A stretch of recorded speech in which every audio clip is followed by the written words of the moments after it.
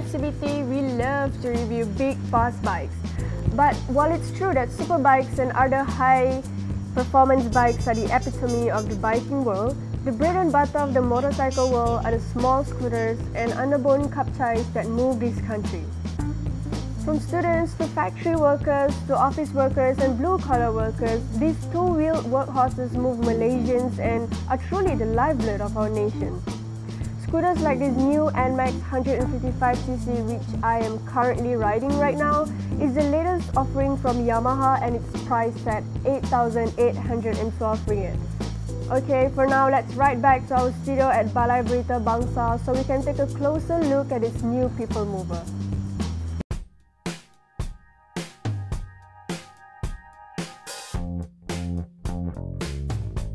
Hi, I'm Ahirin and I do motorcycle reviews for cars, bikes and trucks.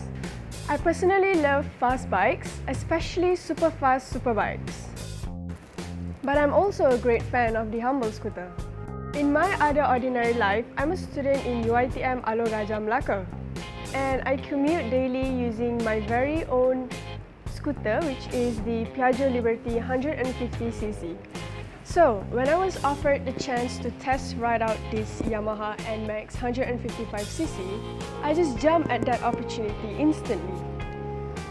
Now, let's take a look at Yamaha's new baby.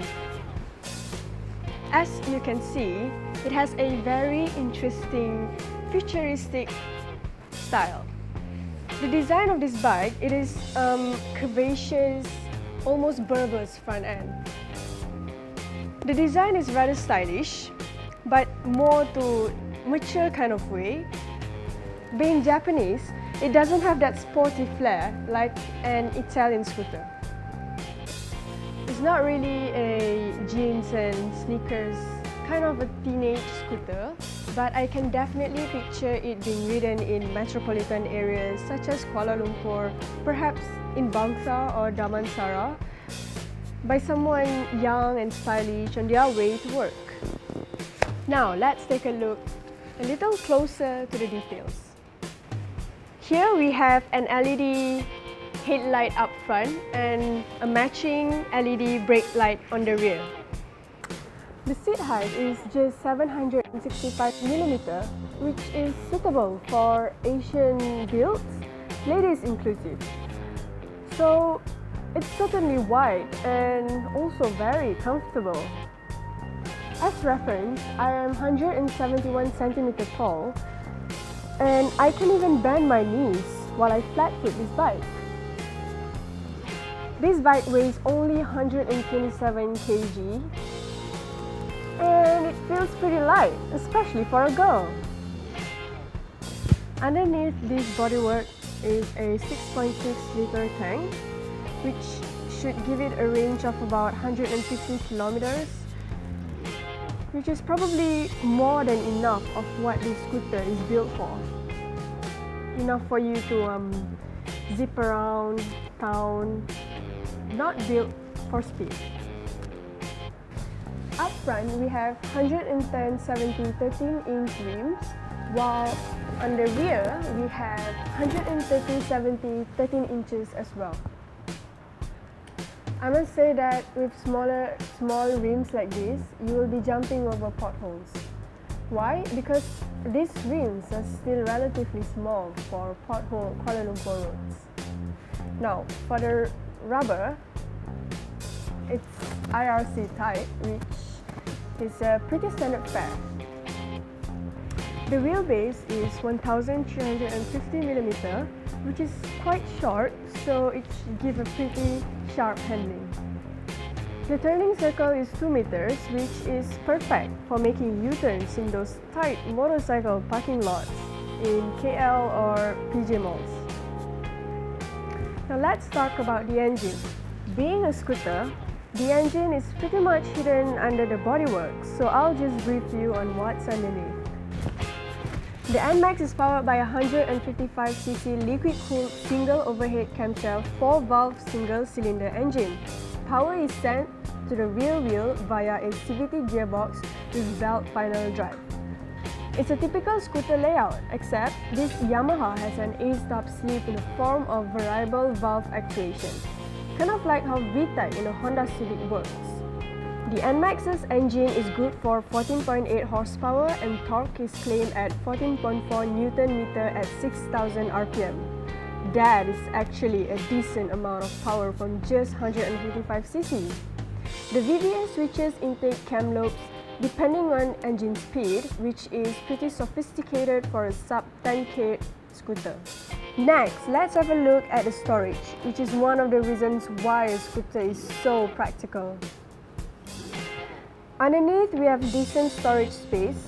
There are other scooters with more storage room, of course. The Nmax understeer storage won't swallow all types of helmets. Full face helmets of course wouldn't fit in there, and we actually have trouble fitting in a standard open face helmet.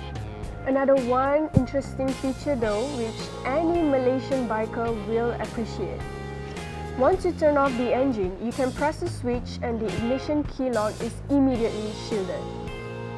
You will need another special key on the back of the key fob to unlock the shield. If you have ridden and parked anywhere in Kuala Lumpur, you will know that this is a very valuable feature that will deter would-be thieves from trying to force a screwdriver in the lock and trying to force the ignition on. This is a feature which I like. Finally, before we take this bike for a last spin, there is this one feature that I dislike the most. I mean, of all the names that they could have chosen, why Nmax? After a few days of riding this bike, when my friend asked me what bike I was riding, I still don't remember the name. I mean, Nmax, it sounds almost like the name of an alkaline battery. Call me Yamaha, I'll give you some great suggestions. See ya! Riding the Nmax is astonishing. It doesn't feel like a 155cc scooter. I mean, look at it go! But what's good is that the brakes, which are disc up front and on the rear, are also pretty good. The steering is pretty light and fast. This scooter is pretty agile, but the suspension can be rather harsh. I don't know if it's the small rims or the suspension, but this scooter will definitely jump over bumps. But as I said, the acceleration really is quite marvelous. The scooter does feel a bit skittish at high speeds, but the engine is really quite a willing little jab. I think if I really gun it, I would probably get something like 135 km/h at top speed, but of course, we have traffic rules to obey. Now, that's it for the Yamaha Nmax 155 review. As you've seen, it's quite a good deal for the 8,000 ringgit or so for its asking price, and I think it's going to give its competitors a challenging time.